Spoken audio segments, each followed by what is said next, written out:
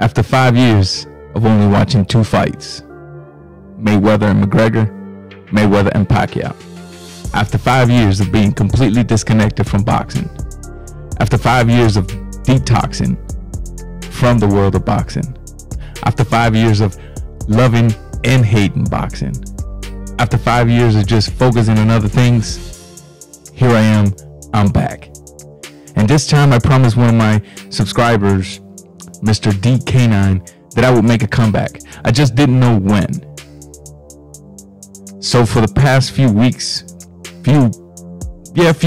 week and a half, I've been re-educating myself, but more so in the last few days. Just pretty much re-educating myself in the world of boxing, re-educating myself on some fighters, because honestly speaking, I don't even know who's out there anymore.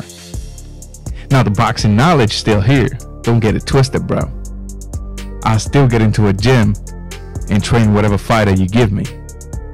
The boxing knowledge is still here. It's just talking about the fighters that are currently active.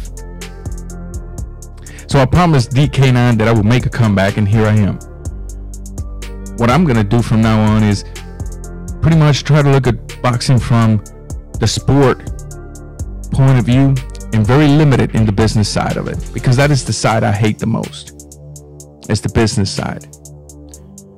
And so, better late than never, I am going to give you my thoughts on the Deontay Wilder and Tyson Fury 2 fight.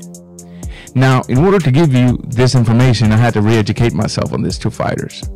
I remember Tyson Fury from the past, but last I checked, he was a big old fat dumb with excellent boxing skills. But to me, he was a joke because I didn't think he took himself serious. So I went back, I'm like, what's the fuzz all about? I went back and watched their first fight. Then I watched the fight they both had after they fought each other. And then I watched this second fight. I'm trying to re-educate myself so that I can give you this video, and I'll tell you what I found in the first fight. To me, I don't understand how it was a draw.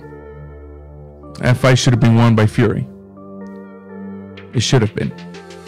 On this second fight, to be honest with you, I started watching the build up to the fight.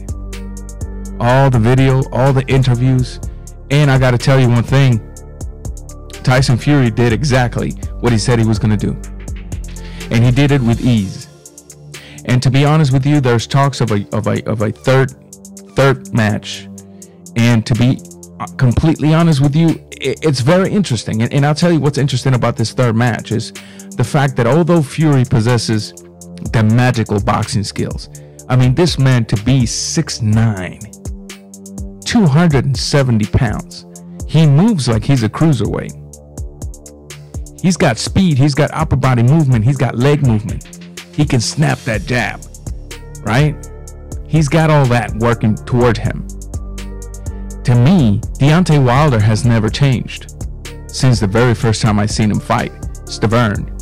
Deontay Wilder is still the same slugger with zero boxing skills, but that possesses that 1 second fight finisher punch. And that, ladies and gentlemen, it does not matter if you have zero skills. If you have that, it can make you rich in the comeback sport. And that is exactly what he has done for Deontay Wilder.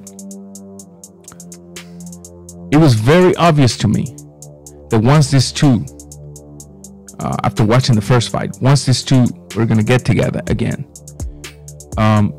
judging from what I had seen, I didn't see, there was no way I could see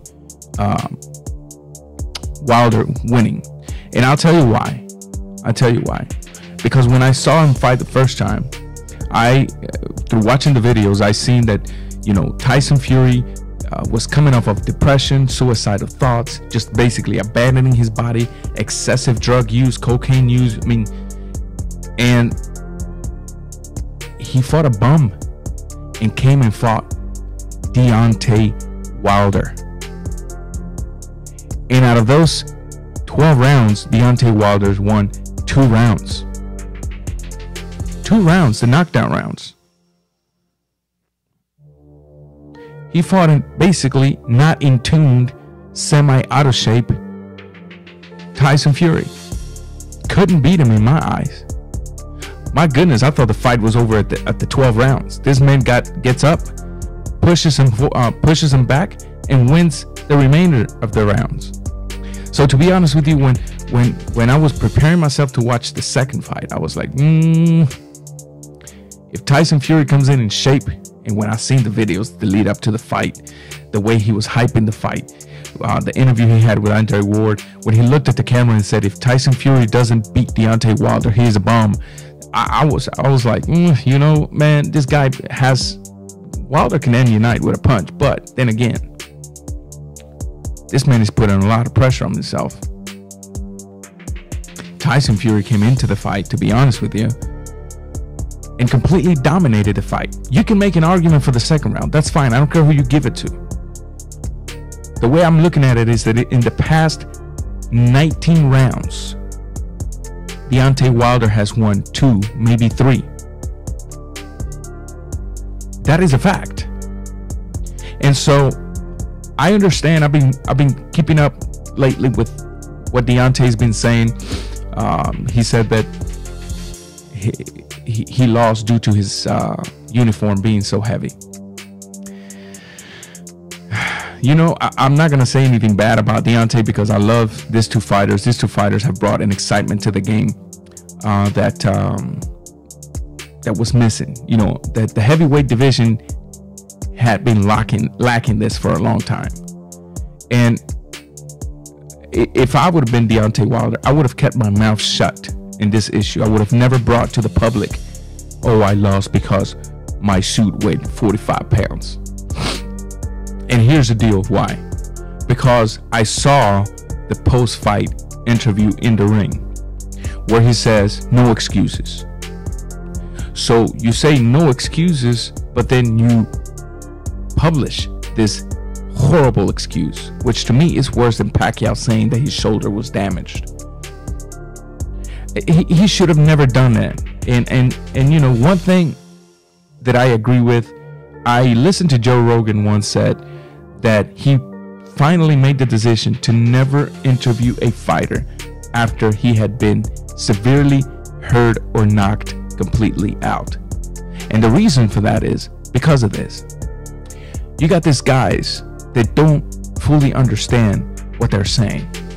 They haven't had a full grasp of their surroundings. And that is what caused Deontay Wilder to pretty much just come up with this lame excuse. My whole thing about this is the fact that the reason he lost this fight is because it was beyond just the suit. Let's just say that the suit was a factor. Un cafecito para alegrar el corazón. The fact that Tyson Fury comes into that ring, the minute the bell rings, he comes forward, starts backing him up. The jabs this time, in difference to the first fight, they weren't just snap, fast jabs. These jabs had main intentions behind them, and that's the reason he was. That's where you were able to see that he was being trained by Sugar Hills, because this jab had a name. This jab said, "I'm hurting you, I'm knocking you out." I mean, he wasn't just snapping the jab. Tyson Fury was putting a complete torso hip turn behind that jab. He was putting power in that jab, right? And because he was putting power in that jab, he was opening the door, and that's what gave the way to that beautiful down the pipe, 1-2, what, bam, what, bam. And to be honest with you, 9 out of 10 times that 1-2 was placed in effect, it was effective at 100%. Once I started seeing that, and excuse me, I'm catching a little bit of a cold. Once I started seeing that Tyson Fury was landing at ease, that 1-2, it was pretty much evident that there was something that Deontay Wilder was encountering that he didn't encounter in the first fight. Now these jabs are not soft jabs. Hit you, let me move out the way so you don't counterpunch me.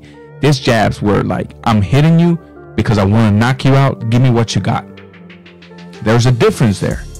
There's a difference in the physical aspect. There's a difference in the psychological aspect. Deontay Wilder fought a fighter much different than the one he fought the first time. The one he fought the first time was a fighter recovering from suicidal thoughts, a fighter recovering from overweight, from eating disorder, from depression. Now he was fighting a fighter who had no fear, no great opponent, because his greatest opponent was suicidal thoughts. His greatest opponent was depression. Once you're able to defeat those two, what else can strike fear to you? Absolutely nothing. Add to all of that now, that the fact that this man comes in shape. Another fact to add to that is that now in his corner, he doesn't have his best friend who is training a boxer for the very first time. Now he has Sugar Hill, a very experienced boxer from Crunk Gym. Right? You put all those elements together, and that will give you the reasons why this fight went down in the way that it did. Tyson Fury was pumping that 1-2. Wilder catches him with a solid right, and that's where the fight ended for Wilder. The fact that he caught him with his eraser, that solid right, and Tyson Fury didn't even faze him. The fight was psychologically over then. Dang, I hit him I hit him with that one shot that I end people's nights with. And this man, instead of moving around, came towards me. Toward me. Psychologically, fight's over. Physically, the fight ended in the third round. When he got caught with that solid 1-2, and he went down, he gets up and he tells the ref what happened. He starts bleeding from his ears. Tell me if I'm the only one that was able to see that after that, there was no more equilibrium. There was no more balance. There was no more legs. None whatsoever. After that, it was a walk in the park for Tyson Fury. A walk in the park. Walk in the park. Deontay Wilder is talking about firing his coach. If I had Deontay Wilder in front of me right now, I would tell him, you should appreciate your coach. The reason you are possibly alive today is because of your coach. And you might say, oh, I'm exaggerating. No, I'm not exaggerating.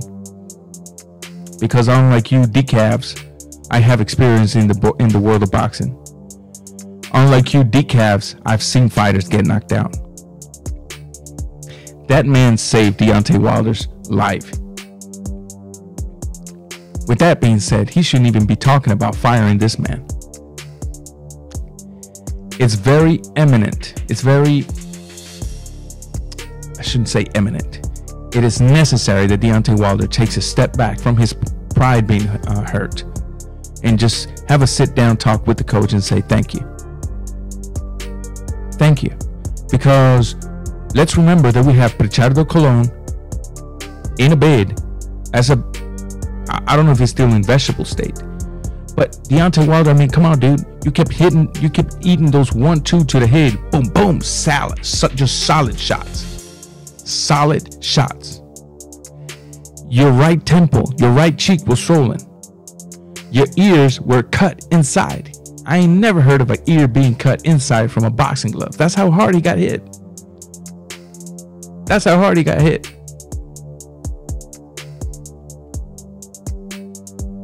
Today I found out that he is going to exercise his rematch clause, and I'm glad.